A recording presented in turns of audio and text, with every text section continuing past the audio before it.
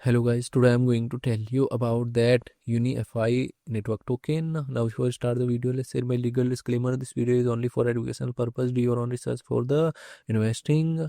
According to the white paper, UnifAI Network is an AI native infrastructure protocol designed to automate decentralized finance DeFi strategies using autonomous AI agent, shifting AI resources from advisor to executor.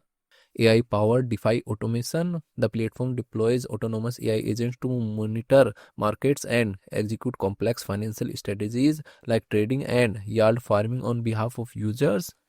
Developer focused infrastructure. It provides tools, an open source SDK, and an intelligence layer to help developers build and integrate automated AI agents into the DeFi ecosystem.